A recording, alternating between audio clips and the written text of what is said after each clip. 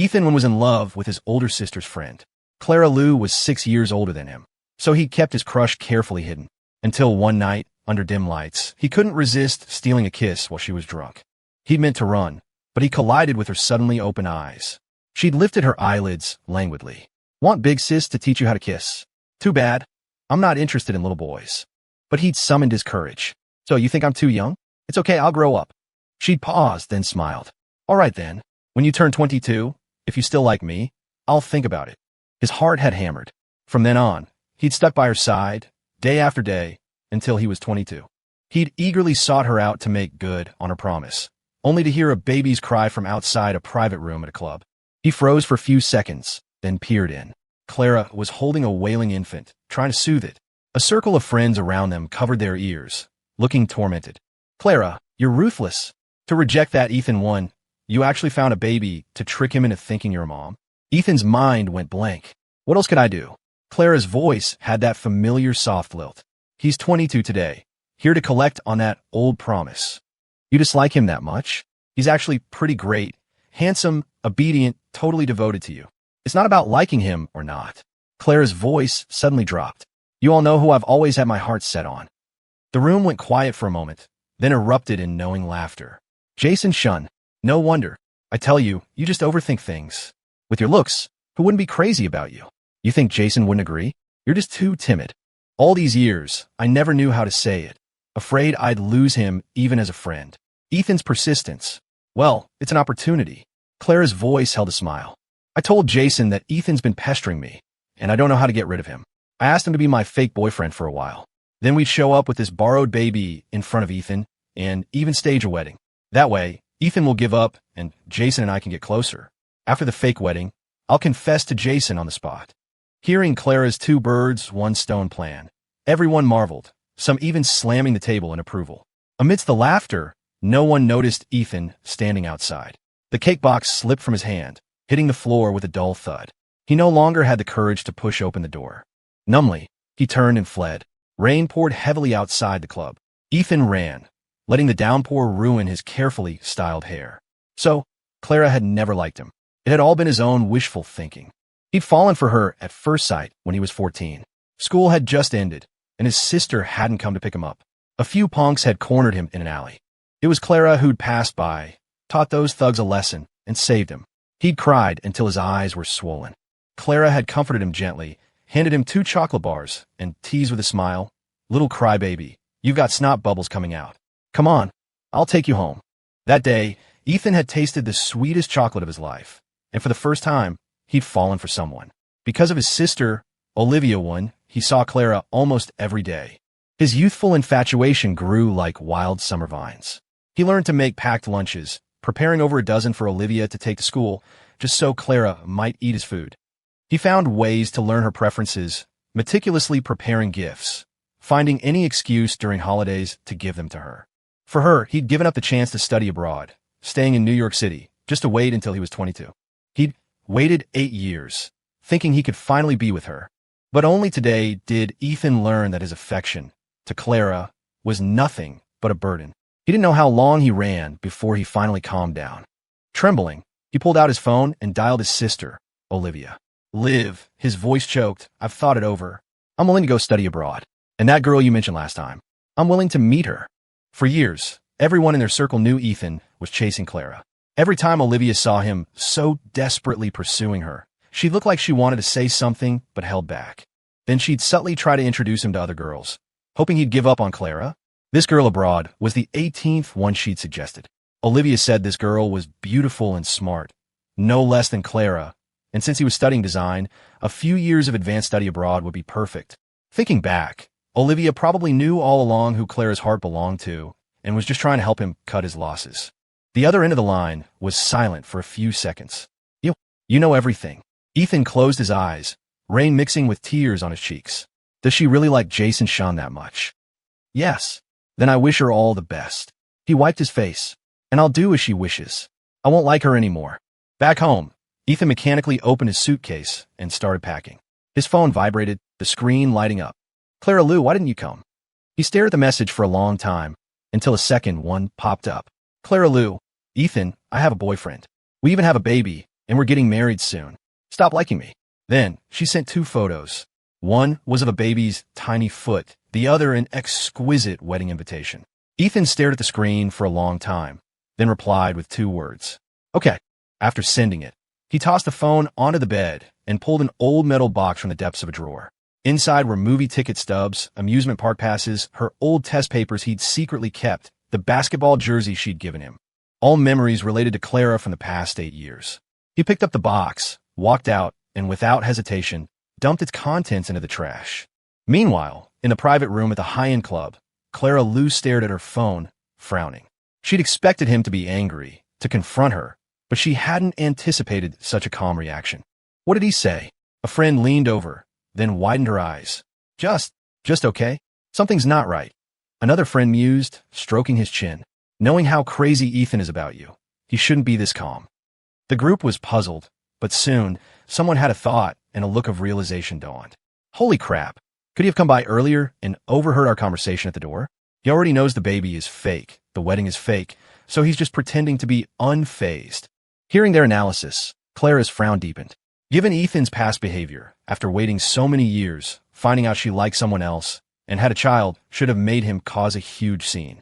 His calmness had to mean he knew the truth and was playing hard to get, pulling a strategic retreat. Several friends immediately agreed with this theory, offering advice. In that case, Clara, just keep up the act with Jason. This is a rare chance to get closer to him. Ethan definitely hasn't given up yet. Once you two are really together, he'll have no choice but to quit. Exactly, Ethan's attitude doesn't matter. What's important is that you strike while the iron is hot and win over your man. Once it's a done deal, all problems will be solved. As the group chatted excitedly, Olivia, when pushed, opened the door, her gaze falling directly on Clara. Clara, come out. I need to talk to you about Ethan. He went crying to his sister. Clara lazily lifted her eyes, about to speak, when her phone rang. Clara, are you free now? Weren't you saying you needed to put on a show for your friend's little brother? I thought we could pick out some baby stuff together, make it look more convincing. Hearing Jason Shun's gentle voice, Clara agreed without a second thought. She immediately stood up to leave, tossing a single sentence to Olivia. Next time, I'm busy today. Just a few minutes. Seeing her hurry off, Olivia tried to stop her, but was blocked by a few friends. Forget it, Olivia. Clara's rushing off to meet the guy she likes. Don't hold her back. Yeah, you know she likes Jason. She's waited so many years for a chance to confess.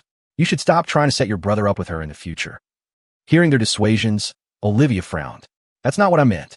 She had wanted to tell Clara that her brother had come to his senses, planned to study abroad, and wouldn't bother her anymore. After a night's rest, Ethan went out and applied for his visa.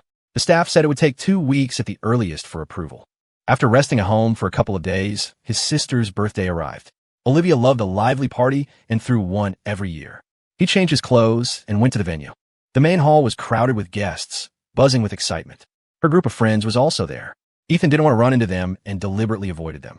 Soon enough, Clara appeared, holding Jason's arm with one hand and a baby carrier in the other. Seeing her looking so triumphant, everyone was envious, and murmurs spread. Who would have thought Clara would be the first to settle down? I heard she's like Jason for over a decade. Now she has a husband and child. Truly a winner in life. It's just too bad for that Ethan kid who likes her. His heart must be broken, ha ha. Hearing these comments, Ethan remained expressionless. A moment later, Clara brought Jason over to him, casually calling out, Ethan, I haven't introduced you yet. This is my husband, and this is my child. Instantly, all eyes in the room focused on them. Ethan's expression didn't change. He managed to smile. Nice to meet you, Jason. Jason, truly the good actor she'd enlisted, extended a hand with a smile. Ethan, right? Clara's mentioned you several times. You're young. Ethan, you don't understand love. Now that your sister Clara and I have a child, you can let go of those feelings. We're planning our wedding for next month. You have to come.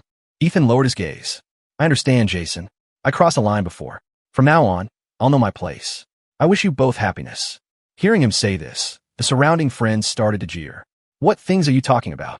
You mean calling Clara in the middle of the night, asking her to pick you up? Or getting wasted and publicly declaring you'd marry no one but her? Or going to the Lou estate and asking the staff about her preferences? Ethan, your sister Clara is a taken woman now. If you keep pestering her, you'll only embarrass yourself and the Wynn family. You need to be more sensible. Don't let your actions ruin the friendship between your sister and Clara. Each taunt was like salt rubbed into Ethan's wounded heart. He instinctively looked at Clara. She stood a few feet away, her expression indifferent. For a fleeting moment, he felt she had changed, no longer the Clara he remembered who would always look out for him. But on reflection, she'd always treated other pursuers with this same coldness, never giving them any hope. It seemed her past tolerance of his pursuit was really just out of consideration for his sister, not wanting to cause a scene. Now that she was with the man she loved, she was drawing a clear line. After all, in her heart, Jason was more important than anyone else, wasn't he? Thinking this, Ethan was engulfed by a deep bitterness. He merely nodded and turned to leave. The birthday party was just beginning. Olivia, who had arrived late, was busy mingling with guests and hadn't noticed her brother.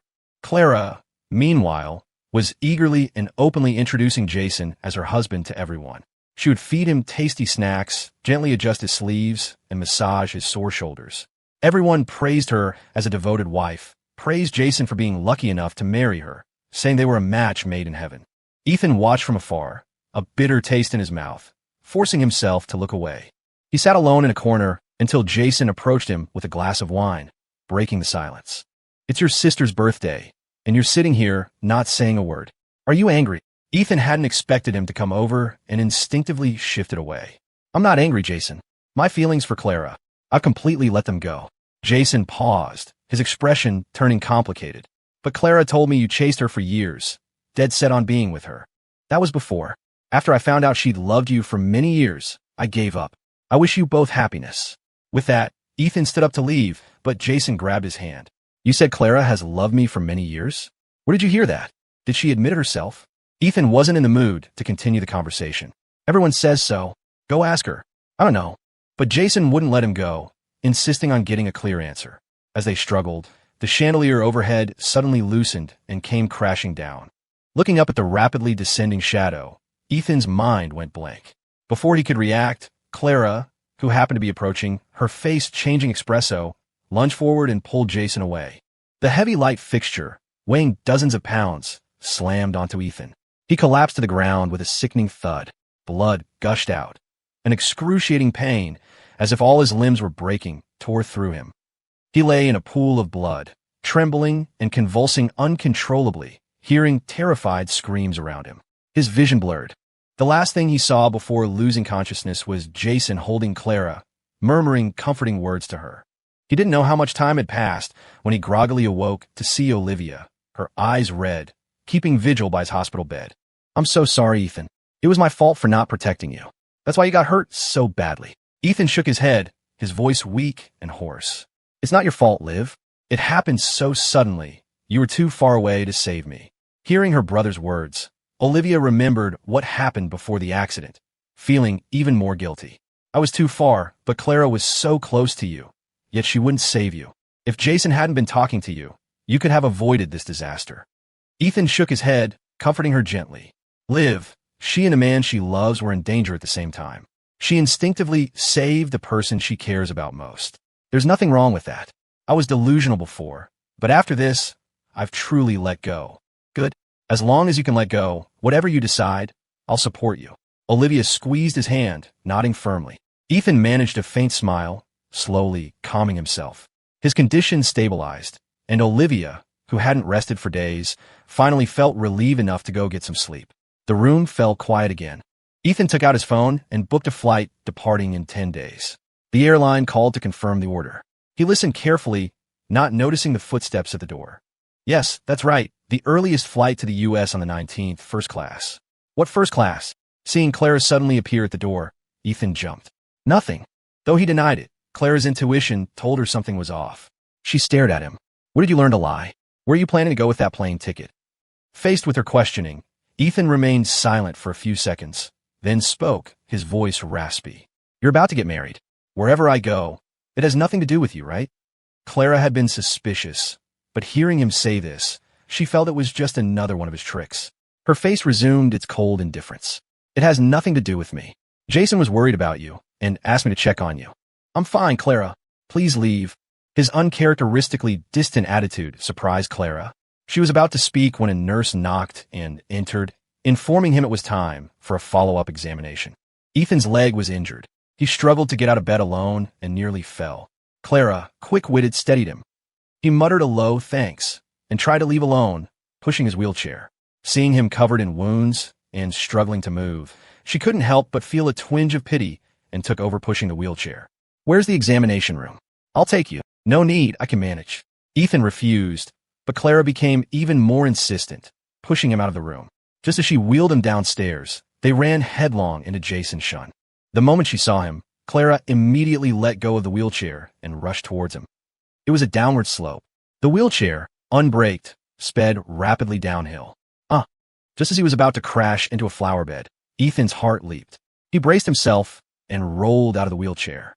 He fell to the ground, scraping his hands and knees, drawing blood. He let out a muffled groan of pain, clutching his torn wounds, cold sweat beading on his forehead. Jason was also a bit frightened and hurried forward to check on him. The wheelchair was mangled from the impact. He looked at Ethan's injuries and tugged Clara's hand. "Clara, Ethan's hurt and the wheelchair's broken. Help him get bandaged up." At his words, Clara's expression underwent a subtle change. She glanced at Ethan, who was clearly in pain.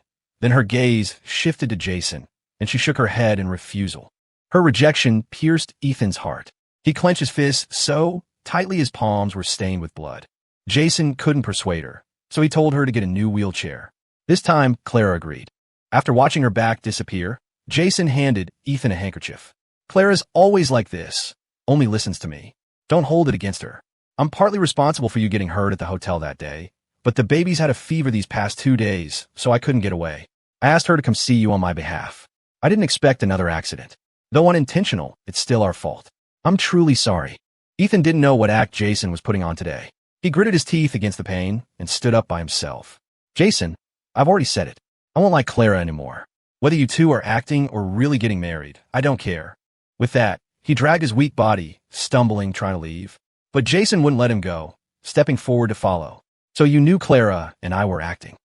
Halfway through his sentence, a loud splash startled Ethan, making him turn his head.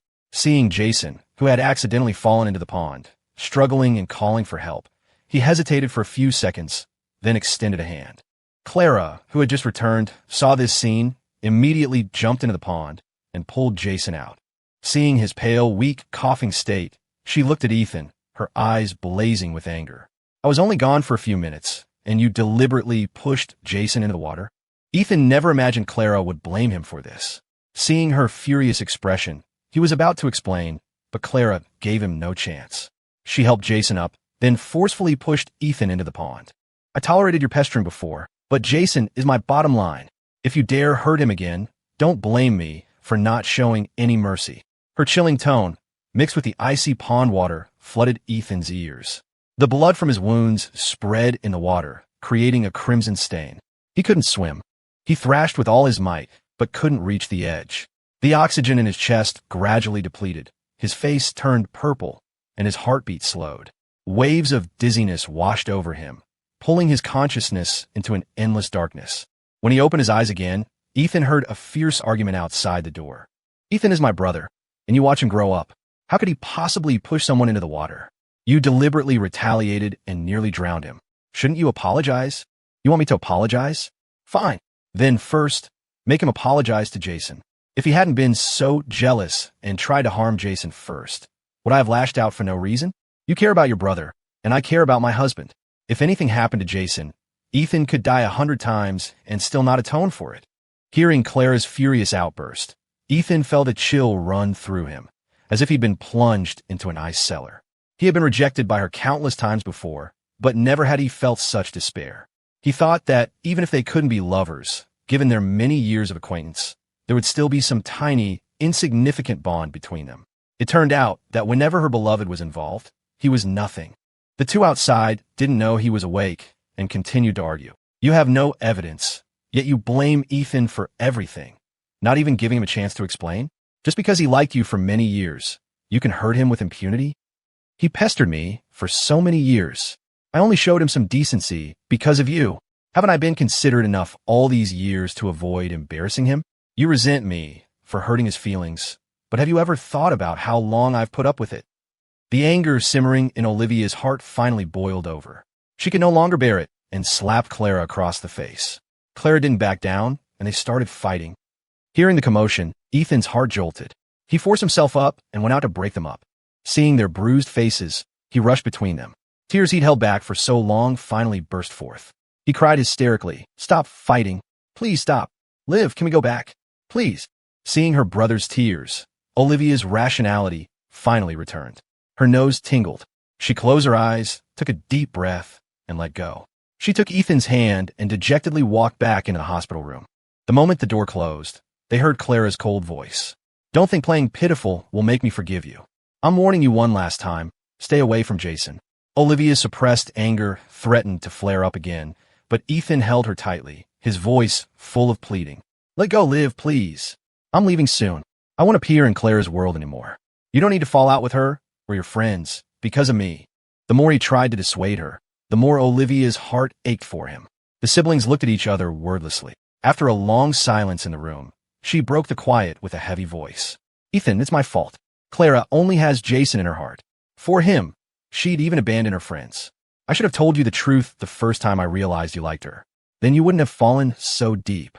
Ethan gently shook his head, his eyes filled with weariness and helplessness. "I know you had your difficulties. I never blamed you. Besides, things have come to this point. Regrets are useless. I'm only 22, still so young. I can start over." Seeing his forced smile, Olivia stroked his head. "Yes, our Ethan will have a brand new life. You'll definitely meet someone better." For the next few days, Ethan recuperated in the hospital. During this time, he would occasionally hear gossip from the nurses doing their rounds. "I heard the person who booked the entire VIP floor upstairs is the CEO of Lou Corporation. No wonder she's so extravagant. The one staying in the room is her fiancé, right? No wonder she's by his bedside constantly, bringing water and feeding him porridge. It seems like she got pregnant before marriage, already has a child, and they're getting married in a few days. I heard the wedding itself cost hundreds of millions. To go to such lengths to prepare a globally televised wedding of the century, really giving the groom face. It seems this CEO Lou is truly head over heels in love." Hearing their envious voices, Ethan remembered the plan he'd overheard outside the club and closed his eyes. Clara was making this wedding so grand and lavish. She must be completely confident that Jason would accept her proposal. She had waited so many years, racked her brains to stage this drama, and finally, her wish was coming true. And that annoying little kid she despised would disappear forever after this wedding, never to be seen again. It really was a joyful occasion, killing two birds with one stone, truly worth a grand celebration. As Ethan was lost in thought, his phone rang a few times. He came back to his senses, saw the name on the screen, paused for a few seconds, then answered. "Ethan, I heard you were hospitalized. Are you feeling better lately?" It was a friend of Olivia's calling, beating around the bush for a while. Ethan could tell something was off before she finally, hesitantly, stated her purpose. "I heard Olivia and Clara had a fight. Their relationship is a bit strained now. What was it about this time? A few of us friends tried to mediate, but it didn't work. Do you know?" He remained silent for a long time before briefly explaining the situation. After listening, the friend sighed. Friends for so many years, falling out over such a small misunderstanding. It's laughable. "Ethan, could you do us a favor? We're organizing a get-together tonight. Bring your sister. Whatever misunderstanding there is, everyone can clear it up on the spot." Ethan knew that besides family, his sister valued this group of friends the most. He didn't want her to become estranged from them because of him, so he agreed to her request. After completing his discharge procedures, Ethan, under the pretext of a dinner gathering with her girlfriends, brought Olivia along. The moment they entered the private room and saw Clara and Jason sitting in the middle, her expression darkened, and she turned to leave. Ethan used all his strength to hold her back, persuading her for a bit before she reluctantly sat down. The group of friends constantly watched their expressions, occasionally cracking jokes to lighten the mood. Seizing the opportunity, Jason proactively walked over to Olivia, his tone full of apology. "Olivia, my fall at the hospital that day was just an accident. Clara was just too worried about me, so she did those things in anger. If you two friends continue this Cold War over such a small matter, both Ethan and I will feel uneasy." Someone had offered an olive branch, and Olivia's expression softened considerably, though her tone remained cold. "As long as she apologizes to Ethan, I won't pursue this matter further." Clara shot her a cold glance, her attitude equally unyielding. "As long as he apologizes to Jason, I'll apologize to him." Just as the two were about to clash again, several friends quickly stepped in to mediate. "Hey, we've all known each other for so many years. Why be so petty? I'll make the decision. You both have a drink, and we'll consider this matter over, okay?" Jason was the first to raise his glass. Seeing this, Clara frowned, quickly stood up, took his glass, and downed it in one gulp. Then, she placed the empty glass in front of Olivia. Only then did Olivia follow suit and take a drink, and the atmosphere in the room finally eased. Clara, you listened to Jason so well. Does this mean if we want to ask you out for drinks in the future, we'll have to ask for his permission first? Faced with their teasing, Jason blushed slightly and inadvertently nudged Clara. A smile finally appeared on her face as she spoke leisurely. Jason can't drink much. Shouldn't I, as his wife, step up? After we're married, it's only natural for me to report to Jason wherever I go and whatever I do. What's there to be surprised about?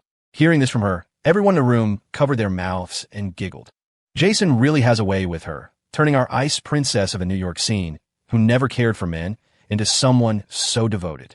They're so lovey-dovey. Ethan sat aside, quietly listening to their banter, and found that it didn't hurt as much as before. Meeting Olivia's concerned gaze, he smiled faintly, signaling he was fine. Soon, everyone was clamoring to play games. Jason, not knowing how to play, lost more than a dozen rounds in a row. Faced with the entire table of drinks he was supposed to down as a penalty, Clara showed no impatience, smiling as she drank them all for him. Watching her drink glass after glass, tirelessly, Ethan silently stood up and went to the restroom. After washing his hands, he was about to return to the private room when he heard a familiar voice from the hallway. Jason, do you know? The first time I saw you, I fell in love at first sight. But you were always so cold to me. I thought you only saw me as a friend, so I didn't dare confess, only staying by your side. Year after year. Turns out, loving someone really makes you insecure. Clara was drunk, leaning on Jason's shoulder. He supported her, his eyes full of tenderness. So, you came up with this plan, deliberately using Ethan as a front, to make him your boyfriend? You like me that much? Yes, I like you. I like you very much. My phone is full of your pictures. My notes app has all your likes and dislikes. I've had your WhatsApp chat pinned for over a decade. Every time you message me, I get so happy I can't sleep all night. I've also written you so many love letters. Can I show them to you someday? Having known Clara for 8 years, this was the first time Ethan had seen her display such a look of budding love. He silently listened to her drunken confession, vaguely recalling the times he had confessed his feelings to her. She would stare at him, her eyes clear, showing no hint of emotion. Back then, he thought that if he just persisted, he would one day warm her heart. But now he understood. Even if he waited another 8 years, 18 years, 28 years, he would never get his wish. A butterfly cannot cross the vast ocean. So how could he move a woman who loved another man? Ethan didn't linger. He returned to the private room alone. Olivia knew he wasn't used to such occasions, so after saying goodbye to everyone, she left with him. The siblings went downstairs and were about to hail a cab home when they suddenly saw a commotion ahead. Jason and Clara were surrounded by a few drunkards, and the two groups were arguing. He didn't know what was said, but Clara got furious, grabbed a beer bottle from a table, and smashed it over one of the drunkards' heads. The few thugs were instantly enraged and swarmed them. In an instant, the entire lobby descended into chaos. Curses and screams were incessant. Bottles and chairs flew everywhere. Seeing the chaotic scene, Olivia's face darkened. She uttered a single sentence and rushed forward. Ethan, go upstairs and get help. Ethan's heart pounded with fear. He quickly turned back to call for assistance.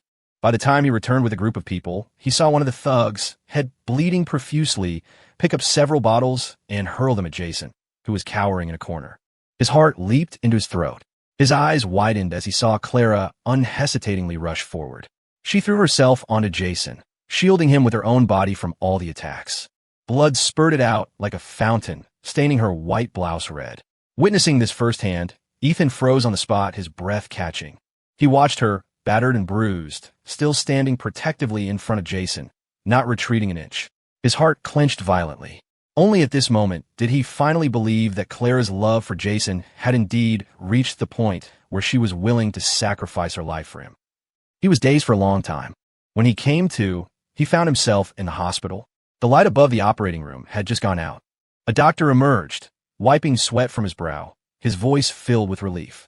The surgery was successful. By the way, is Jason the patient's husband? She kept muttering his name while unconscious. We recommend this gentleman stay with her in the ICU. Talk to her often to keep her attention. She'll wake up faster. Hearing this news, the group of friends urged Jason to hurry to the ICU to be with her. After watching him leave, Ethan tugged Olivia's sleeve. Liv, let's go home. Olivia paused for a few seconds, then nodded and left with him. Back home, Ethan took out his suitcase and began packing his things. Watching him bustle about, Olivia felt uneasy and kept helping him, observing his state. Ethan knew what she was worried about. His face was calm. Liv, stop staring at me. I'm fine. I'm leaving in a couple of days. We won't see each other for a long time. I'll miss you. You have to visit me often, okay? Olivia's heart ached. She ruffled his hair, as she usually did. Of course, I'll visit you whenever I have time. And I need to see how you're getting along with that friend of mine.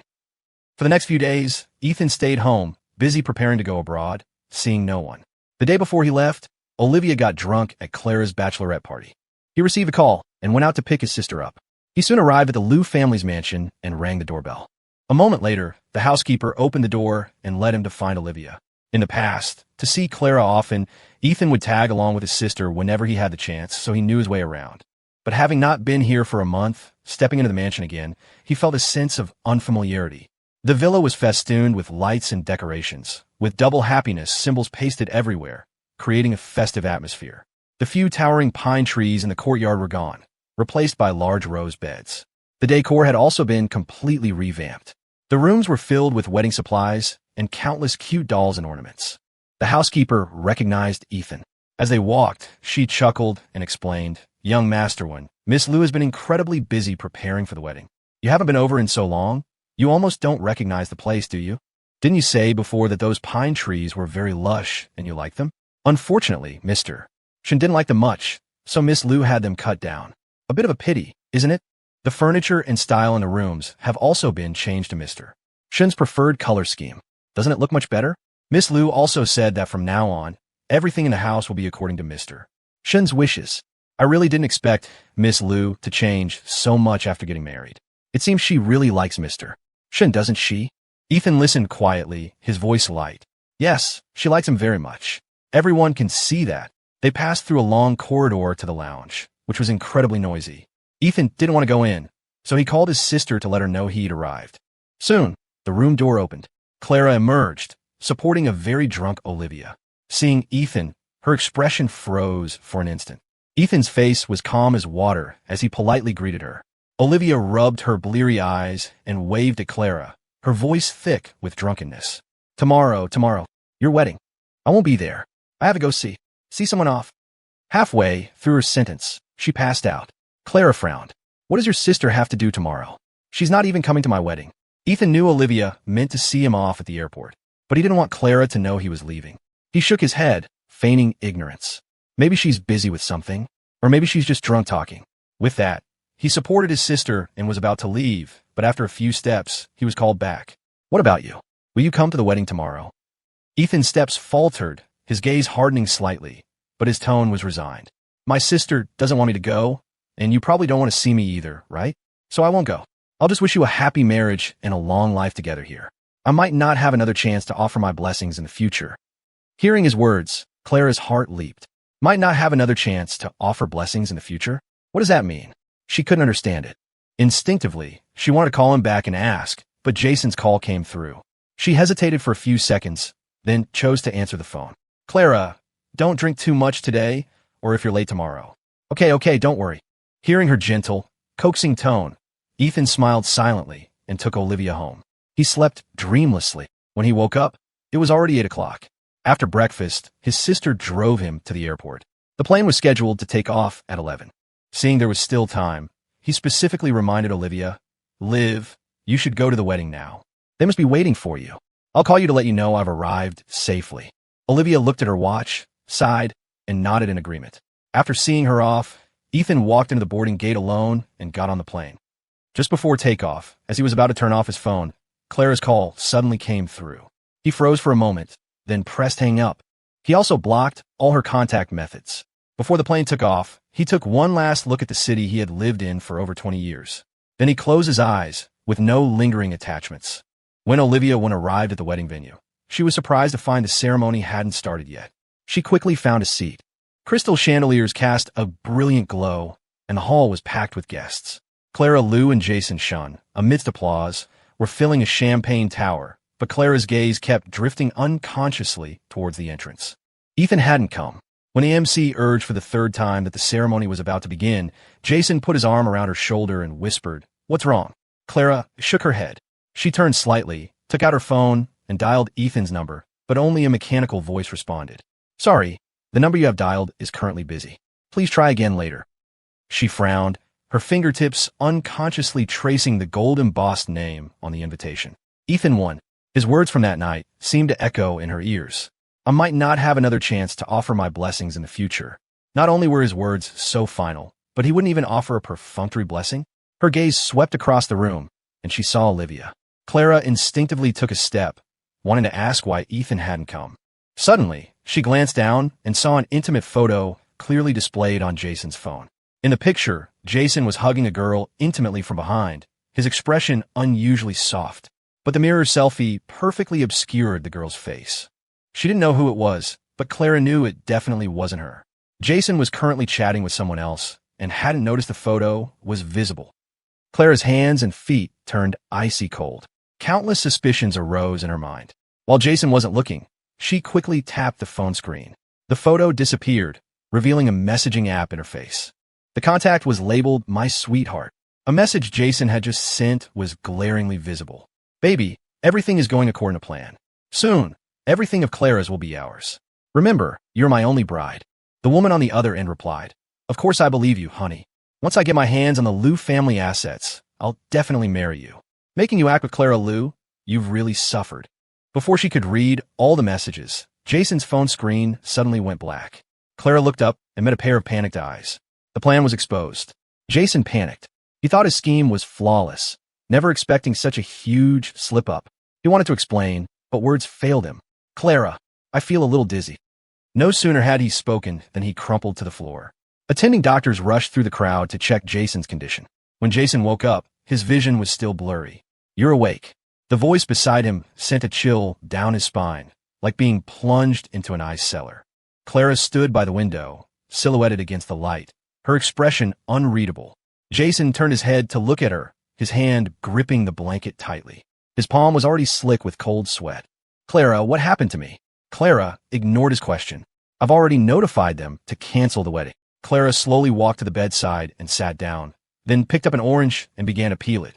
The calmer she appeared, the more panicked Jason became. His phone was gone. He didn't know how long he'd been unconscious, nor what Clara had found out, or how much. Now, hearing the wedding was canceled, he forced a smile. "Why was it canceled?" "Clara, listen to my explanation." "Who is that woman?" "What?"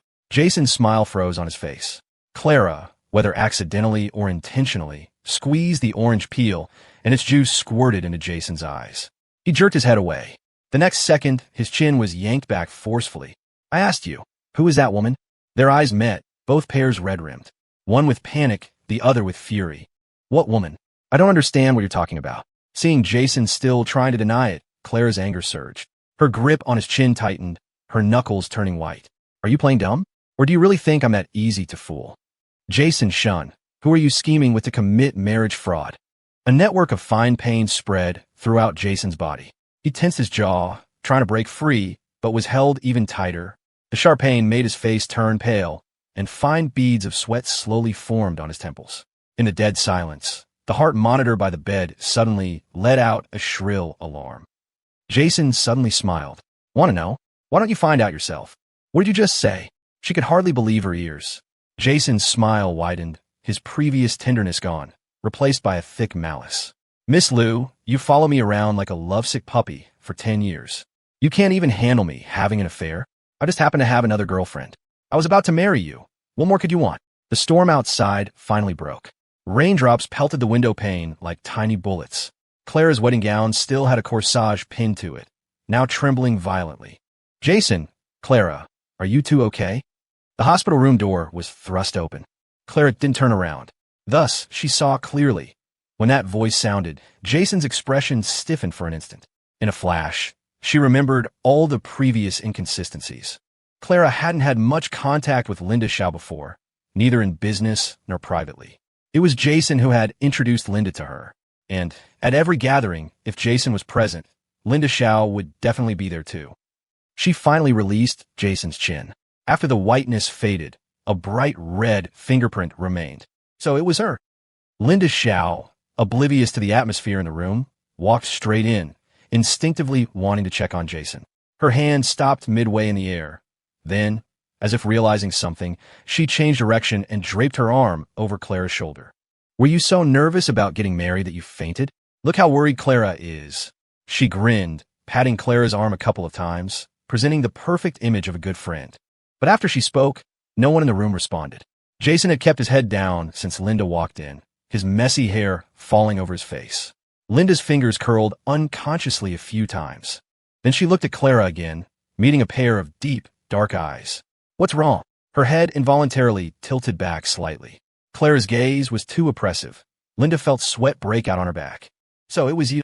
In a flash, Linda Xiao leaped back, dodging an oncoming slap. She seemed genuinely confused about what was happening, still asking, Clara, are you muddled from all the stress? What was me? The room reeked of disinfectant.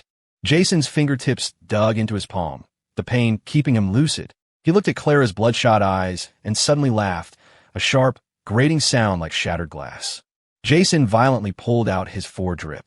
Blood droplets arced through the air, landing on the bedsheet like tiny red tears. Clara Lu, stop acting crazy here. The two women stopped their struggle, both staring at Jason on the bed. He threw off the blanket. You guessed right. The one in the photo is Linda. We're just stringing you along to marry you and get your assets. That's nothing to you, right?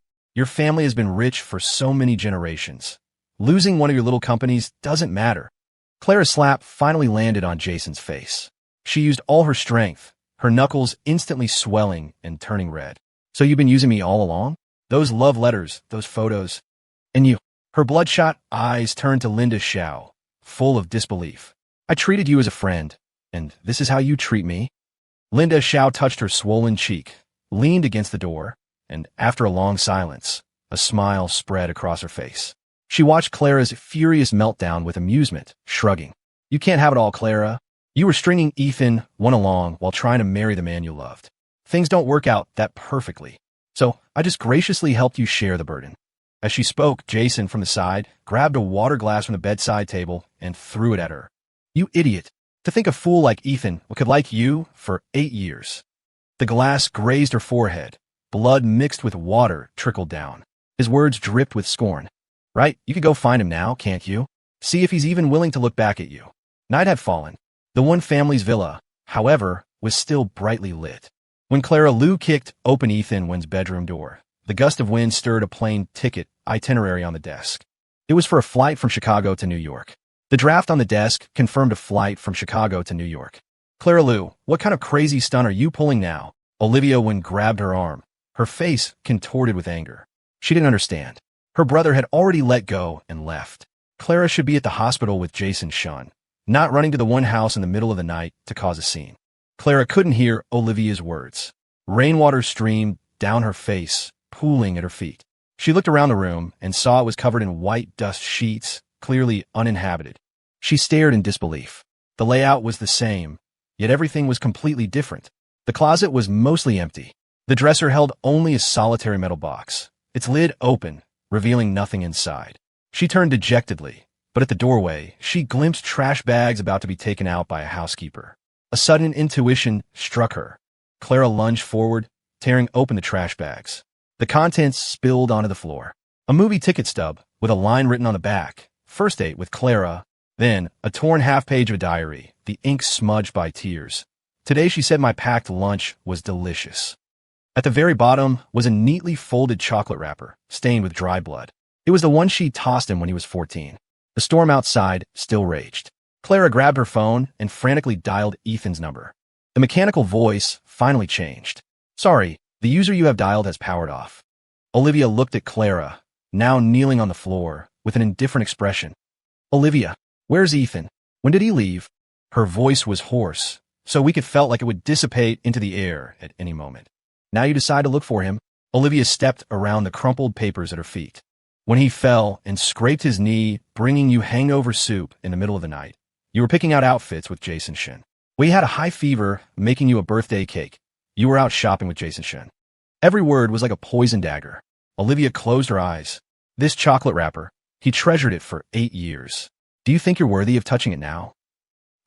Clara's mouth opened feebly. her throat moving with difficulty, but she couldn't form a complete sentence. The wrapper in her palm suddenly felt scorching hot. The scene from the alley when she was 14 was terrifyingly clear. The boy, clutching the chocolate she'd thrown him, his school uniform stained red from his scraped knee. And now, the dark brown stain on the wrapper seared her eyes. Clara fell silent, still clutching those items. "I'm sorry." Olivia took a deep breath, desperately trying to suppress her inner fury. "Clara Lou, I don't know what set you off today, but you should be at the hospital with your husband, not going crazy in my house. This apology, you shouldn't be saying it to me, and you shouldn't be saying it now. It was too late." At least, Clara clung desperately to the closing door, rainwater mixing with sweat on the floor. "At least tell me his flight number." "Please, Olivia." Olivia shoved her away forcefully. She looked at the person slumped in the muddy water, a complete mess, her eyes as cold as ice. "Don't even dream about it. Ethan has left. In this lifetime, you will never see him again." The rain gradually subsided, and the sky began to lighten in the east. In Clara's hand was a forgotten sketch. It depicted her wiping sweat at a basketball court, the date marked in the bottom right corner. It was a few days before Ethan's 22nd birthday, and also the last time he had smiled and called her Clara. In the hospital room, Jason Shun bit his fingers anxiously. Again and again, his lips and teeth were a bloody mess, but he was oblivious. He walked barefoot to the door, watching the bodyguard stationed outside, his eyes darting around. He returned to the bed, his fingers tapping an arrhythmic beat on the bed rail. Jason had been confined here for a week. Windows and doors were sealed, and guards were posted 24 hours a day. His phone had long been confiscated, and the TV in the room had no signal. It was a complete island. The rain outside had stopped, but his mood was gloomier than the weather. Vaguely, Jason heard a nurse's voice. Clara still arranged for a nurse to check on him daily. But this wouldn't do. He couldn't stay locked up any longer. A knock on the door. "Mr. Shin, I'm coming in." Jason quickly wrapped himself in the blanket. He listened as the nurse's footsteps approached. "Mr. Shun, it's time for your medication." A soft click, the sound of a pill bottle being placed on the nightstand. Jason peeked out from under the blanket, a weak smile on his face. "Could you give me a glass of water?" The moment the nurse turned, he swiftly snatched the phone from her pocket and hid it under his pillow. His expression unchanged. He patiently waited for the nurse to finish her checks and leave. The instant the door closed, Jason dove back under the covers and dialed a familiar number. "Linda, how much longer do I have to wait?" His voice was extremely low. "Clara has had me locked up here for a week. I haven't even seen her." A light laugh came from the other end of the line. "Relax, I've prepared the financial documents. Tomorrow, someone will expose Lou Corporation for falsifying accounts. Don't worry, you'll be out soon." Jason's nails dug deeply into his palm, his tone filled with chilling hatred. "You better keep your word. Not only that, for what she did to me, I want her reputation ruined." Linda Zhao's low voice came through the receiver, interspersed with static. She chuckled softly, her words full of confidence.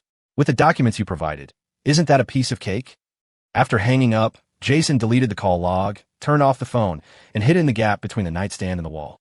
Moonlight streamed through the curtain slit, illuminating his twisted smile. The next morning, the financial world exploded. News of Lou Corporation suspected of financial fraud. Stock price plummets 20%, flooded all major social media platforms. The Lou Corporation's board of directors urgently convened a meeting, demanding Clara provide a reasonable explanation immediately. At this moment, in Lou Corporation's conference room, accusations from shareholders flew thick and fast. A hot-tempered director was the first to speak, slamming his hand on the table. "Ms. Lou, what on earth is going on?" "The key issue is no longer what caused this," Director Zhang said with a calm expression. "If this is true, Ms.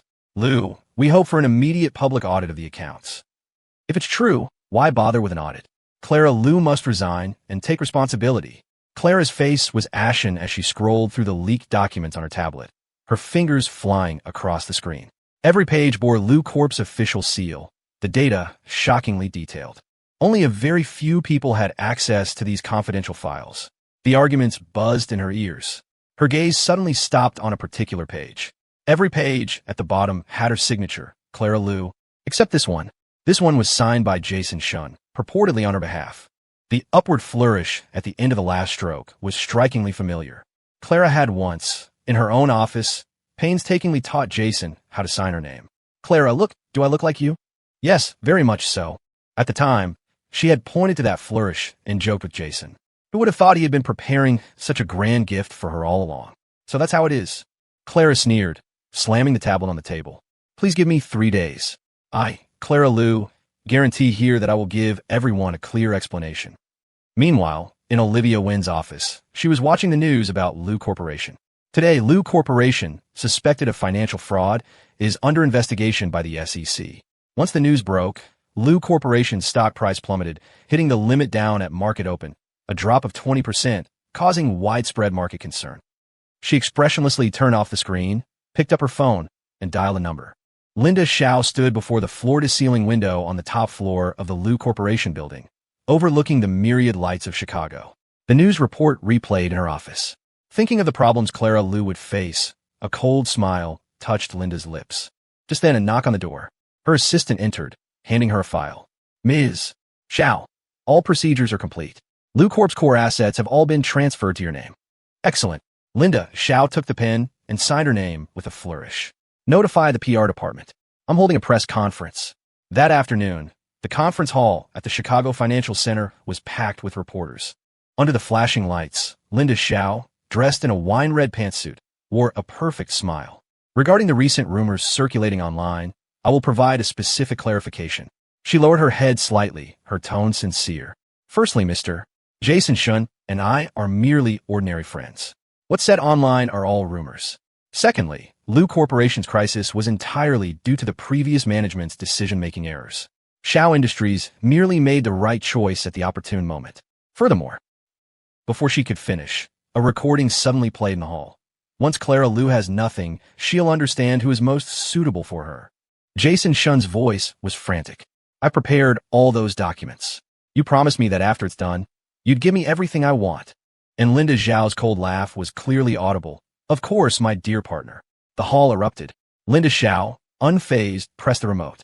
As you've all heard, this was entirely Mr. Jason Shun's personal doing. I have more evidence here. Meanwhile, Jason Shun was hiding in his apartment, watching the live broadcast, trembling. His phone vibrated constantly with abusive texts from unknown numbers. He dialed Linda Zhao's number with shaking fingers, only to hear a cold, automated voice. Sorry, the number you have dialed is not in service. Bastard, he screamed, then violently threw his phone against the wall. The doorbell suddenly rang. Jason, as if grasping a lifeline, rushed to open it, only to be blinded by camera flashes. Unbeknownst to him, his apartment doorway was now crowded with reporters. Mr. Shun, why did you frame Clara Lou? Is there some hidden story? What is your relationship with Linda Xiao? Did she really instigate these actions? We hear you committed marriage fraud. Do you have any explanation? Jason stumbled backward, tripping over the carpet. He looked at the flashing lights, screaming hysterically. It was all Linda Xiao. She forced me. She said it. Once Clara Lou had nothing, she would be with me forever. He grabbed anything within reach and hurled it at the reporters. Get out. All of you get out. This unhinged video quickly went viral. At that moment, Clara Lou was sitting in a police station's monitoring room, watching it all unfold, expressionless. She had leaked Jason's address to the reporters. Ms. Lou, the complete video evidence he provided is crucial. After confirming the video, the officer stood up and handed her a document. Linda Xiao is suspected of commercial fraud. We've already applied for an arrest warrant. Clara Lou nodded, her long fingers tapping lightly on the desk. Jason Shun's leaking of commercial secrets is also very clear. Subsequently, Lou Corp will formally sue him. It was late at night when she left the police station. The rain fell harder, just like the night Ethan had left. Clara Lou tilted her head back, letting the cold rain hit her face. She knew some mistakes could never be rectified, some losses could never be recovered. But at least, she would make those who had hurt him pay the price. Under the same sky, Jason Shun finally waited for the reporters to leave and ran out of his apartment building. He stood beneath Linda Zhao's apartment building, rainwater dripping from his hair, a kitchen knife in his hand glinting under the streetlight. His once meticulously manicured nails were broken, and his expensive clothes clung to him like a second skin he couldn't shed. The security guard at the entrance recognized him. After all, he had been a frequent visitor, Linda Zhao's boyfriend. The guard hesitated, then let him in. In the few seconds the elevator ascended, Jason's breathing grew increasingly rapid. He remembered Linda Zhao's cold eyes at the press conference, the way she casually distanced herself, the way he had been discarded like trash. Ding, the doors opened. Linda Zhao's apartment was brightly lit. She was sitting on the sofa, a glass of red wine in her hand. Lu Corp's equity documents spread out before her. A smile played on her lips, as if she were admiring her spoils. Linda. Jason's voice was so hoarse it didn't sound like his own. She looked up sharply. Recognizing him, her pupils contracted. How did you get in? She stood up, the red wine spilling, staining the floor. Jason laughed, tears streaming down his face. You ruined me, he said softly. You ruined me, and I'm going to ruin you. Come to hell with me. When Linda Zhao saw what he was holding, her face changed instantly. Are you crazy? Don't you forget I'm pregnant with your child. She backed away, reaching for her phone. Security? Security. Jason didn't give her a chance. He lunged, the knife slicing through the air. Linda Zhao dodged clumsily, but her shoulder was still gashed. She cried out in pain, knocking over the coffee table, documents scattering. You psycho, she roared. Jason ignored her. He bent down, grabbed the equity documents, and laughed like a madman. You wanted Lu Corp, didn't you? He fumbled for a lighter. I'll make sure you never get it. Flame shot up, instantly consuming the paper. The fire licked at the expensive leather sofa, thick smoke billowing. Linda Zhao's face completely changed. You. She rushed to snatch back the documents, but was blocked by Jason's knife. Call the police. Call the police now, she shrieked toward the door. Jason stood in the firelight, smiling like a victor. Too late, he whispered. You're finished. Police sirens wailed in the distance, followed by the roar of fire trucks. Linda Zhao stared at him, then suddenly sneered. Madman, she gritted out. You stupid fool. You deserve to be played to death by Clara Lu. Jason's smile froze. The next second, police burst in. He was pinned to the ground, the firelight illuminating his face like a grotesque curtain call. Linda Zhao stood aside, shoulder bleeding, eyes venomous, watching everything she had schemed for turn to ash. Ethan, did you see the news? Olivia's voice softened the moment the call connected. Clara Lu and Jason Sean. They're really finished this time. Ethan's calm voice came from the other end. Liv, I don't care anymore. The coursework here is really intense. I probably won't be able to come back to see you anytime soon. Olivia sighed, rose, and walked to the floor-to-ceiling window, gazing at the distant skyscrapers. That's good too. Being away from all this trouble is a good thing. By the way, how are you and Chloe Xiong getting along? The siblings tacitly skipped over the serious topic, and Olivia changed the subject. She's great. Last week she even took me to an art exhibition. Ethan's voice couldn't help but relax, finally carrying a hint of a smile. That's good. Chloe is a good person in all aspects. But you don't have to force yourself. I know, Liv. Don't worry. Ethan's words were interrupted. Olivia heard an unfamiliar voice. Soon, Ethan's voice came through again. Gotta go, Liv. Class is starting. Talk to you later. After hanging up, Olivia stared at the photo of her and Ethan on her phone's wallpaper for a long time. Ethan's cheerful voice seemed to still echo in her ears. She lowered her eyes, her fingers touching the cold glass in front of her, the icy sensation reminding her of the equally chilling tears on her brother's face. She finally made a decision and dialed another number. Hello, this is Olivia Wen. Regarding Lu Corporation's financial issues, I have some information I can provide. You might be very interested. At a bar, Clara Lu downed glass after glass of hard liquor. Her former friends now avoided her like the plague, not even answering her calls. Friends. She thought of Linda Zhao and let out a bitter laugh. She was such an idiot, played like a fiddle by them. Ms. Lu, you can't drink anymore, the bartender cautioned. Clara ignored him, and despite his attempts to stop her, opened another bottle of whiskey. The liquid flowed slowly, the cold alcohol burning her throat, but failing to extinguish the remorse in her heart. Just then, Clara's phone vibrated. She looked at it with bleary eyes. It was a message from the company lawyer. Feedback received, Mr. Shen has confessed to maliciously leaking company secrets. However, he claims he was instigated by Linda Zhao and was only responsible for carrying out tasks, not the mastermind. The police have already intervened in this matter. Clara sneered and tossed her phone aside. The true love, the white moonlight she once believed in, was nothing but a complete fraud. Leaving a table full of empty bottles, she staggered back to her apartment. She stood dumbly in the empty living room. Then, as if suddenly remembering something, fumbled in a storage room by moonlight for a dust-covered metal box. It was the one Ethan had left, filled entirely with memories related to her. Clara hadn't left that night. She waited outside the villa and, while the housekeeper was cleaning the living room, retrieved all those items. She collapsed beside the sofa, opening the box, her hand trembling from excessive alcohol consumption. A yellowed photograph slipped out. 14-year-old Ethan stood by a basketball court, holding a lunchbox, smiling shyly and brightly. Clara's fingertips brushed over the photo. She suddenly remembered how he had blushed but still firmly said, "I'll grow up," when she teased him that day. The hazy moonlight shone into the room, memories flooding back like a tide. The scarf he had stayed up several nights to knit for her, the umbrella he always brought her on rainy days, and the way he would stay by her bedside every time she was sick. "Ethan," she choked, curling up, clutching the small metal box tightly to her chest. Tears she had held back for so long finally burst forth. Clara sobbed uncontrollably. Just then, urgent knocking came from outside, startling her from her grief.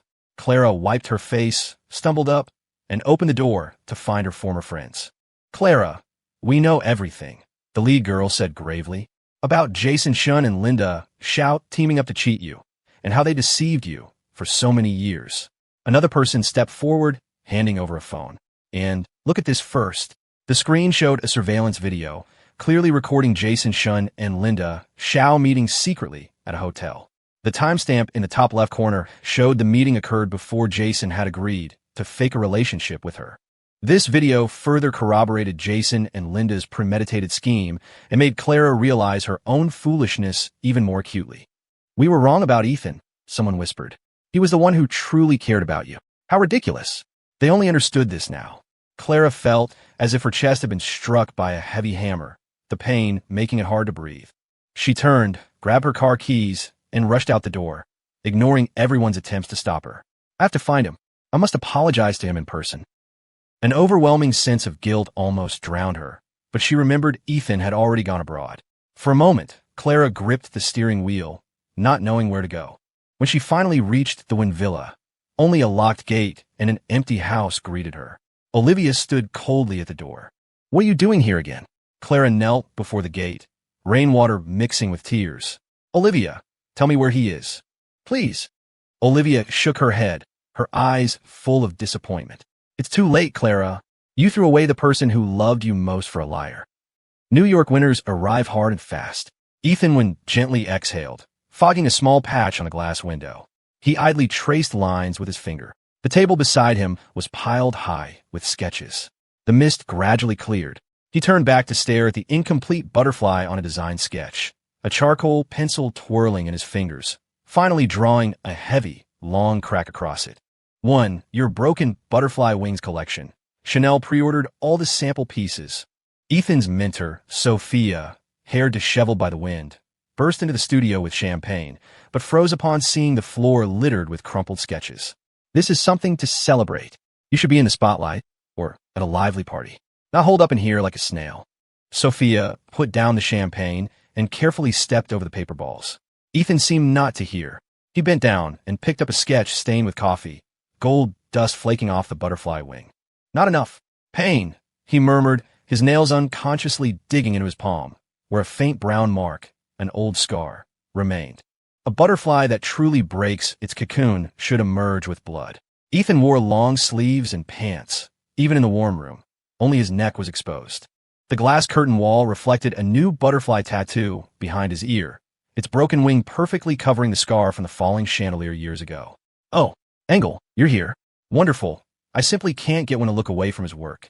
Outside of class, he doesn't listen to me at all." "I know, Professor Sophia." The flamboyant woman clutched her chest, and after a dramatic pronouncement, confidently entrusted her student to Engel. "Eat something. A designer collapsing from hunger at his workbench isn't a headline we want." Ethan finally deigned to lift his gaze from his sketches.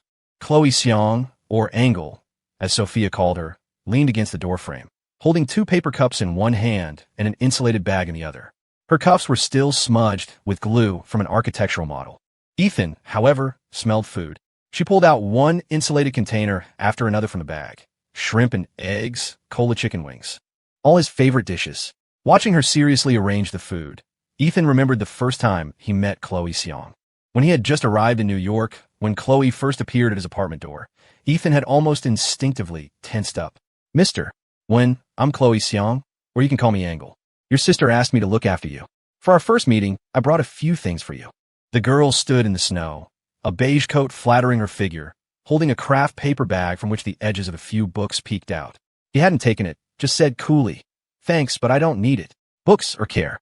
Ethan could understand his sister's worry, but he had no energy for new acquaintances. "I can take care of myself. You don't need to bother, and I won't tell my sister." Chloe wasn't annoyed by Ethan's dismissive attitude. Instead, she smiled. "Your sister said you like Eileen Chong. This is a Hong Kong edition of Half a Lifelong Romance. You can't buy in the States." Ethan's fingers curled slightly. He certainly remembered how much he once loved that book, even copying sentences from it in his diary. "Shijun, we can't go back."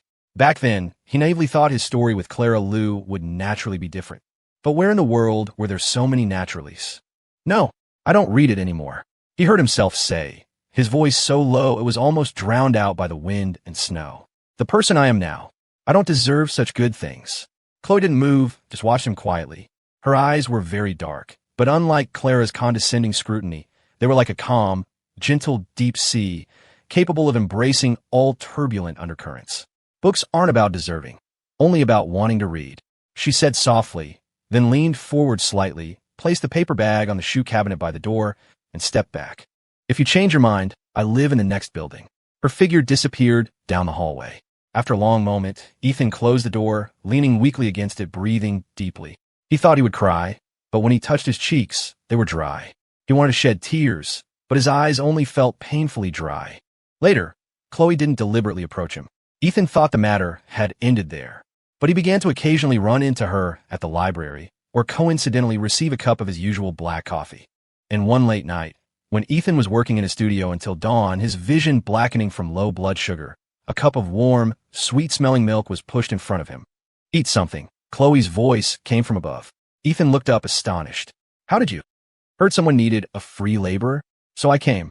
She handed him a glass of milk. "Don't worry, my hands are steady when dismantling models." He sipped the milk, hearing the rustle of paper, and couldn't help but look up. He saw her holding his design sketches, her gaze as focused as if she were admiring a magnificent building. "Here." She pointed to the pleated lines of a skirt. If this were changed to an asymmetrical curve cut, wouldn't it look more like the moment a butterfly unfurls its wings? Ethan froze. This was the first time someone had seen through the hidden metaphor in his broken butterfly wings.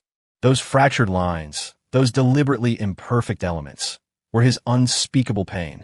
"Do you know why I chose butterflies?" Ethan suddenly asked. Chloe put down the sketch, her gaze falling on the tattoo behind his ear. "Because only after experiencing the pain of breaking the cocoon can a butterfly spread its wings and fly. Right?" Ethan's hand holding the pencil trembled slightly. 8 years of love had amounted to nothing but a joke. He thought he would be forever trapped in that dark, rainy night, trapped in the moment Clara chose to save Jason Shun and abandon him. "If you need me," Chloe said suddenly, "next week is Fashion Week. If your collection needs structural support from architectural elements, I can offer suggestions." She didn't expect Ethan's reply, didn't even look at him. She just sat there quietly, leaving the choice entirely up to him. Ethan's eyes flickered. Chloe's voice was soft, yet it was like a key, unlocking his tightly shut heart.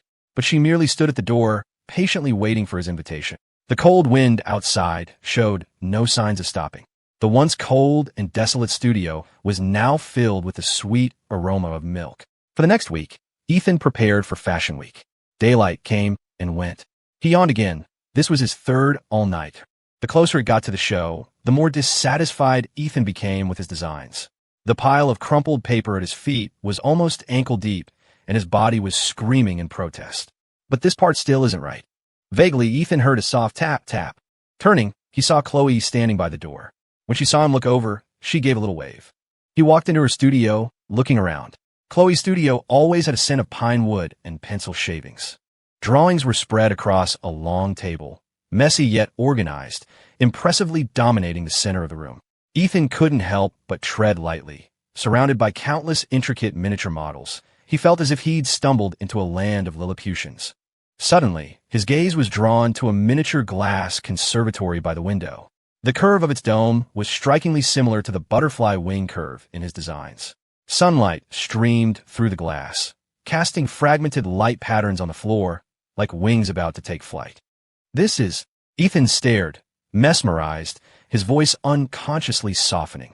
Chloe's footsteps stopped behind him, bringing a faint scent of pine. "It's a project for a client in Switzerland." Unseen by Ethan, Chloe subconsciously touched her earlobe. "But if you like it, You can use it for your show. A sketch suddenly appeared before him. Ethan stared, then reached out and took it. Dust motes danced lightly on the paper, lines seeming to grow freely, the dome gradually transforming into unfurled butterfly wings, vines twining around the glass seams. He saw his design's soul reinterpreted in another artistic language. Isn't this too wasteful? Ethan shook his head, wanting to put the sketch back on the table.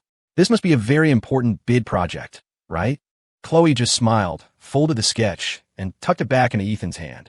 The next day, the door was knocked again. Ethan, with an anticipation he hadn't even realized, looked up sharply. Chloe walked in, snowflakes still clinging to her hair, a model cradled in her arms. The conservatory dome had transformed into an asymmetrical butterfly wing shape, each pane of glass etched with different butterfly patterns, refracting a rainbow of colors in the light. Most striking was the clumsily tied ribbon bow on the base, like an awkwardly perched butterfly. Ethan noticed the band-aid on her fingertip. First time tying this kind of bow. Her ears turned a faint pink, her voice so gentle it almost melted into the night. Pardon my clumsiness. Warm light filled the room. Looking at her earlobe, Ethan, on impulse, asked, "Why are you so good to me? Is it because my sister asked you to?"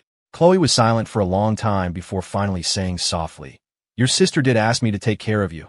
In the silence of the room, heartbeats thudded loudly, one after another. Her fingers brushed the model, her voice clear and bright.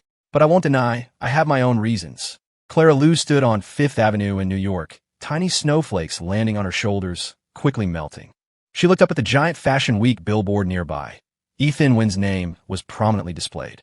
Things back home were still unresolved. Questions from her parents, pressure from a board, her lover's betrayal, her rival's mockery. Clara had tasted a coldness and disregard she'd never known. She sold some personal assets, handed her company over to a professional manager, threw everything to the wind, and flew to New York alone. "But, ma'am, you need an invitation for the show." A security guard blocked her path. Clara's fingers trembled. She had no invitation. She wanted to say she knew Ethan won, that she was here to see him. But when she opened her mouth, the words caught in her throat. Who was she? And what was she to Ethan Wynn? Clara pondered her identity and found the only thing she could say was that she was the jerk who had hurt him deeply. Her shoulders slumped. Through the glass, she saw the brightly lit interior of the venue. Ethan, wearing a long black ensemble that looked more like a flowing tunic or an avant-garde piece than a dress, was talking with a tall, striking Asian woman. Clara saw the smile on his face, bright and genuine, a smile she hadn't seen in 8 years. She saw the woman lean in, whispering something in his ear, her fingers gently brushing the butterfly tattoo behind his ear. Ethan didn't flinch. Instead, he tilted his head slightly, making her touch seem more natural. Clara's heart felt like it was being squeezed by an invisible hand. She had once possessed all of this young man's love, yet she had crushed it with her own hands. Now, she could only stand in the wind and snow, watching through a pane of glass as he smiled at someone else. "Clara Lou." A familiar voice came from behind. Clara turned to see Olivia when standing nearby, frowning. "What are you doing here?" Olivia's voice was icy. "Ethan has finally started a new life. Are you here to bother him again?" Clara's throat tightened. "I just wanted to see him." "See him?"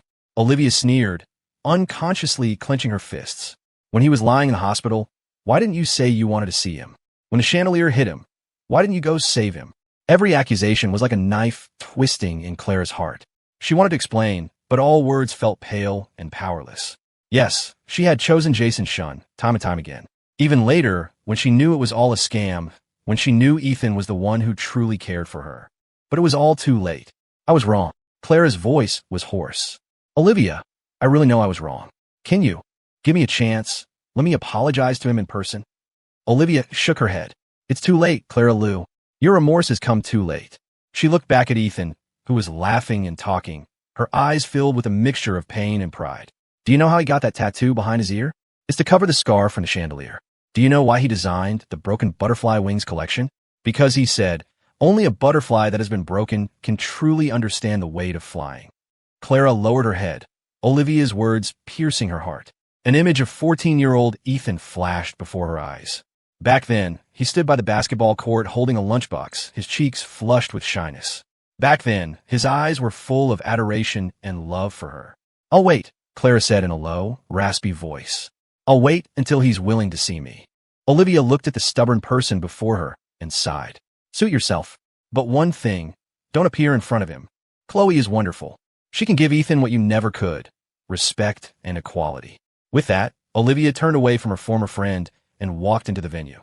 Through the glass, Clara saw her approach Ethan, affectionately ruffling his hair, and that Chloe Seong stood beside them, the three of them talking happily, like a family. Snowflakes landed on Clara's eyelashes, melting into water like tears. She finally understood. Some people, once lost, can never be found again. On the final day of Fashion Week, Ethan Wynn's Broken Butterfly Wings collection closed the show. On the runway, models and his designs moved to the beat of the music. Black chiffon flowed like shattered butterfly wings, adorned with crystals and pearls that shimmered under the lights. The deliberate asymmetrical cuts, the fractured yet reassembled lines, told a story of pain and rebirth. Backstage, Ethan nervously bit his lip, intently watching the audience's reaction. Chloe Seong stood beside him, her fingers lightly tapping his, then gently taking his hand. Look, she pointed to the end of the runway. That's your work, your story. When the final gown appeared, the entire hall fell silent. It was a pure white wedding dress, its skirt embroidered with countless butterflies. Starting from the hem, the butterflies gradually became whole, culminating at the bodice with a golden, winged phoenix butterfly about to take flight. This is... Chloe's hand paused. Emergence, Ethan said softly. Sophia found me. She told me about the idea you mentioned before. I added it to my collection. I think it's the perfect finishing touch. A light laugh reached his ears. I must say, it's my honor. Ethan turned to her, noticing Chloe's exceptionally gentle gaze. You deserve a fresh start, Ethan. Chloe squeezed his hand slightly, her tone even more earnest. Not as someone's shadow, not as the one who was abandoned, but just as yourself. As a brilliantly talented designer, you have to believe in yourself. You are someone worthy of being loved wholeheartedly. Just as she finished speaking, the show ended.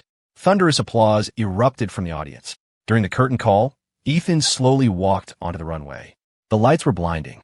He squinted and saw his sister and Chloe in the front row, clapping enthusiastically, their faces beaming with pride. At this moment, all the applause and praise in the venue were for him alone. In a daze, he thought he saw a familiar figure standing in the shadows at the very back. It was Clara. She stood there quietly, motionless, just looking at him, her expression complex. Ethan averted his gaze. Then he bowed deeply to the audience.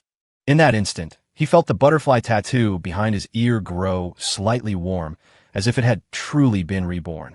At the after-party, Chloe found Ethan standing alone on the terrace. The New York night sky was unusually clear, dotted with stars. What are you thinking about? She approached, handing him a glass of champagne. Ethan shook his head. It just feels incredible. A year ago, I was still trapped in that rainy night, trapped in a love that would never be reciprocated. Now my work is on the international stage. That's life. Chloe leaned back against the railing. Some wounds seem impossible to heal, but it's precisely those cracks that let the light in. She paused, then took a small velvet box from her pocket. Ethan, please don't misunderstand, she said with a smile. This is just an invitation. Next month, I have a project in Switzerland, and I'd like to invite you to come along. It has the most beautiful butterfly valley in the world. I think you'd like it. Ethan looked at the butterfly-shaped brooch in a box. Its silver wings were inlaid with tiny blue sapphires, glittering in the starlight. Okay, he heard himself say. Receiving his affirmative answer, Chloe let out an almost inaudible sigh of relief. She then pinned the brooch to his collar and gently hugged him.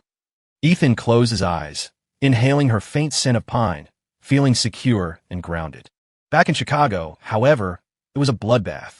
Jason Shun stood wretchedly beneath the Lu Corporation building, rain streaming down his face, mixed with tears of unwillingness.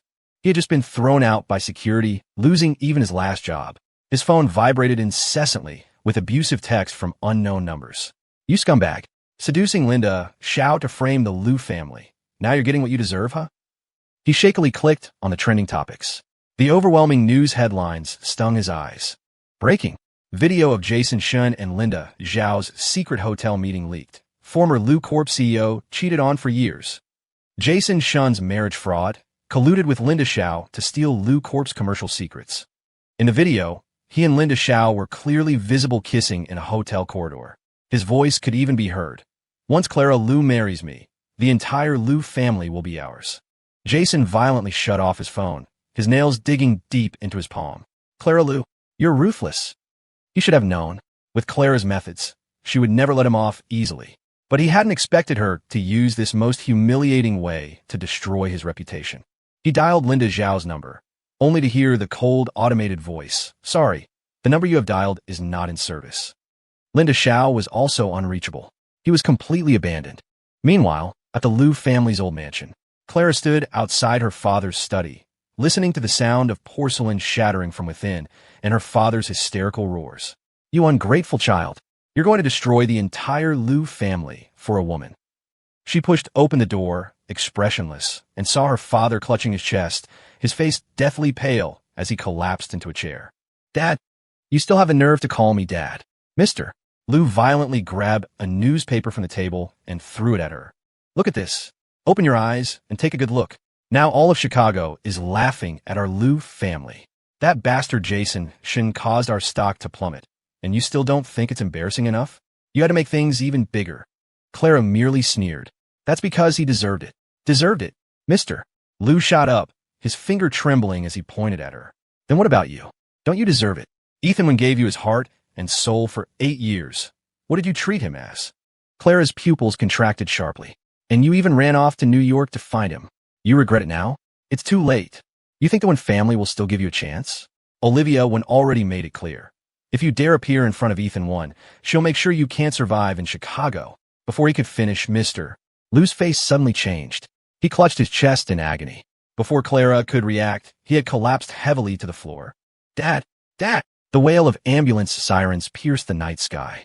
But everything happened too quickly. Mr. Liu was diagnosed with a sudden heart attack on the way to the hospital and was confirmed dead after resuscitation efforts failed. The pillar of the Liu family had fallen. A month later, in a rundown neighborhood of Chicago, Clara curled up in a dilapidated rented room, watching the news constantly popping up on her phone. Liu Corporation officially changes hands. Xiao Capital takes over. Former Chicago socialite, now destitute on the streets. Liu family assets carved up. She expressionlessly turned off the screen, reaching to touch her swollen left leg. A gruesome wound was there, a souvenir from getting jumped by some thugs the night before. Well, if it isn't Miss Liu. Back then, for Jason Shun, you even dared to bully young Master Wen. Now look at you, groveling like a dog. Clara recognized them. They were the thugs she'd had someone teach a lesson to when Ethan was cornered in the alley years ago. Payback was swift. She cursed under her breath, struggled to her feet, and dragged her injured leg out the door. She had to go to New York. She had to see him one last time. Outside Ethan Wen's studio, snow fell heavily. Clara stood across the street, watching the familiar figure through the glass window. He was thinner than before, the butterfly tattoo behind his ear faintly visible under the lights. He was bent over a design sketch, occasionally looking up to chat and laugh with the woman beside him. It was Chloe Seong, the good friend Olivia had praised to the skies. Clara's heart felt like it was being squeezed by an invisible hand. She had once possessed all his love, only to crush it herself. The snow in New York fell heavily. Ethan tightened his coat, head down, hurrying across the street, his exhaled breath condensing and dissipating in the air. He had just left the studio, still holding a few design sketches, his fingertips red with cold. Suddenly, a familiar figure blocked his path. He stopped abruptly and looked up. It was Clara Liu. She looked more haggard than the last time he'd seen her, her eyes bloodshot, her brown coat soaked with snow. She looked like a ghost crawled out of hell. Ethan. Her voice was hoarse, as if she hadn't spoken in a long time. Ethan's fingers unconsciously tightened, the papers crinkling in his palm. Moo! His voice was colder than the swirling snow around them. Clara didn't move, just stared at him, her gaze filled with a possessive longing, as if trying to etch him into her very bones. I was wrong, she said. Ethan was silent for a moment, then suddenly laughed, his eyes turning red. Clara Liu, do you think that just because you say I was wrong, I should forgive you? His voice was so soft, it was almost lost in the wind and snow. Do you think I'll still be like before, foolishly standing there, waiting for you to come back? Clara's throat moved. She reached out to touch him, but her hand froze mid-air at his words. I just wanted to see you. Seen enough now? Ethan stepped back, creating distance between them. Then you can go. He walked around her, striding forward, but as they passed, Clara suddenly grabbed his wrist. Let go. Ethan frowned, using all his strength to break free. Ethan, Clara's voice trembled. I have nothing now. Ethan stopped, turned to look at her, his eyes as unfamiliar as if looking at a stranger. "So," he asked softly, "now that you have nothing, you remembered me and came looking for me?" Clara's pupils constricted violently. "No, Clara Lou." He cut her off, speaking each word clearly. "Your current situation is what you deserve. You brought this on yourself." He flung her hand away and walked into the blizzard without looking back. Clara stood rooted to the spot, snow blanketing her shoulders. She suddenly remembered many years ago, the Ethan one who stood at the alley entrance, his eyes red, waiting for her to turn back. The snow fell harder. Ethan crunched through the snow, hurrying, fine ice crystals clinging to his eyelashes. He heard footsteps behind him. Clara was still following him. Just as he was about to turn and scold her, a figure emerged from around the corner, a beige coat billowing in the wind. It was Chloe Xiong. She held a black umbrella, her gaze softening as it fell on Ethan's reddened nose, then instantly icing over when she saw the figure trailing behind him. "Ethan!" She quickened her pace, tilting the umbrella to shield him from the wind and snow. Her eyes swept over his already white-knuckled fingers, and without a word, she took the design sketches from his arms. "Why did you come out without gloves?" Ethan visibly relaxed, his tense body easing. He moved a little closer to her. "I forgot." Clara stopped a few meters away. The two women's gazes clashed in midair. "And this is—" Chloe's tone was calm, but she subtly guided Ethan half a step behind her. "Someone unimportant," Ethan said, adjusting his scarf. His voice was muffled by the cashmere, but everyone present heard him clearly. Clara's jaw tightened. She recognized that look, the warning gaze one gets when their territory is invaded. Clara had once used that look to drive away everyone who tried to pursue Ethan. Now, with the roles reversed, she tasted the bitter, unwilling flavor of it herself. "Ms. Lou," Chloe suddenly spoke, her voice like chipped ice. "New York isn't very safe. I'd advise you not to be out late at night, to avoid any accidents." Snowflakes landed lightly on Clara's shoulder, yet they felt as heavy as lead, weighing her down. She stared at Chloe's hand resting on Ethan's back. "We've known each other for 8 years. So," Chloe chuckled, her fingertips tracing the edge of the design sketch she'd just taken from Ethan, her tone laced with sarcasm. "So knowing each other for 8 years gives you the right to harass him on the street?" Ethan suddenly looked up. He had never seen her like this. Her usually smiling eyes were now as cold as Arctic glaciers, her voice firm and commanding. Clara took a step forward, the snow crunching under her feet. "This is between him and me." "Not anymore." Chloe and the woman opposite her both shifted, completely shielding Ethan, the black umbrella drawing a clear boundary in the snow. "If you take one more step, I'll have the police escort you to the station for a cup of coffee." She paused. "I hear you just lost Lou Corporation? Then I imagine you wouldn't want to get into any more legal trouble." That sentence stabbed into Clara's heart like a knife. She looked at Ethan, only to see him gently tugging Chloe's sleeve. "Let's go, it's so cold." Chloe immediately turned, the wind carrying her final warning to Clara's ears. "Don't let me see you near him again." Their figures gradually disappeared into the snowstorm. Clara stood there, watching Ethan's hair brush against Chloe's shoulder, watching the Ethan who once only smiled for her, now looking up at someone else and saying, "Tilt the umbrella more your way." Snow slipped into her collar, taking with it the last shred of warmth from her heart. Later, no one in Chicago ever saw Clara Lou again. Some said she went to South America. Others said she died on some snowy night. And Ethan Wynn's Broken Butterfly Wings collection appeared at Paris Fashion Week at the end of the year. He became the most talked-about designer of the year. At the curtain call, he knelt on one knee backstage and placed a butterfly diamond ring on Chloe Xiong's finger. He had finally broken free from his cocoon, flying towards his own sky. And some people were destined to be just as snowstorm as life. Paris, a private art exhibition gala. Ethan Wynn stood on the terrace, the starry sky spread above him, the butterfly tattoo on his collarbone glinting subtly in the light. 5 years. His personal brand had gone from New York to the world, each season's show like a grand farewell ceremony. Farewell to the once humble self who had debased himself for love.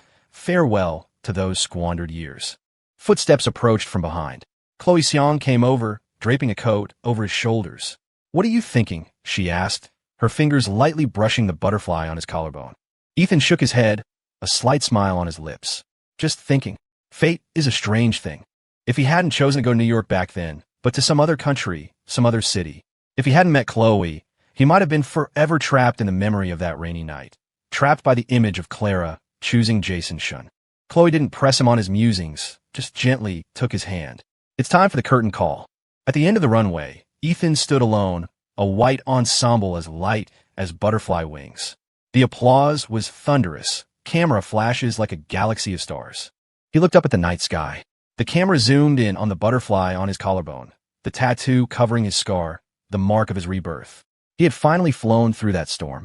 Late autumn in Paris. Fallen leaves carpeted the paths of Montmartre. Ethan stood before the floor-to-ceiling window of his studio, fingertips gently tracing the butterfly tattoo on his collarbone.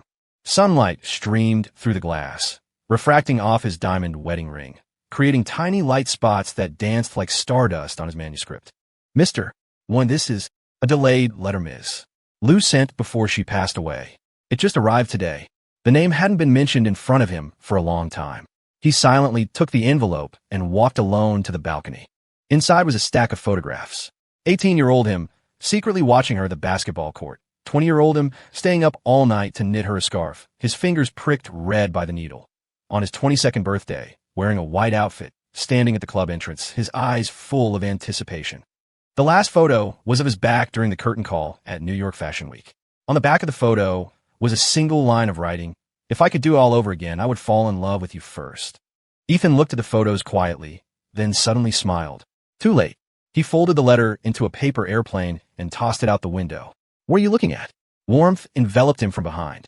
Chloe's chin rested on top of his head. She held blueprints just arrived from Switzerland. The model of the butterfly observatory gleamed in the sunlight. Thinking about going to London tomorrow to receive an award. He turned, the tattoo behind his ear brushing her lips. Do you think my acceptance speech should mention the inspiration for broken butterfly wings? Chloe smiled, kissing the diamond ring on his finger. Of course. Mention how you turned scars into wings. Cheers suddenly erupted from the square below. They looked out the window. Children were running into the newly completed Butterfly Museum, its glass dome breaking the sunlight into a cascade of rainbow colors, pouring onto everyone's shoulders. In the midst of thousands of fluttering wings of light, he clearly saw his 14-year-old self. The boy standing at the alley entrance, clutching a chocolate bar, his knees scabbed over, was looking across the long years, smiling at the man he had become.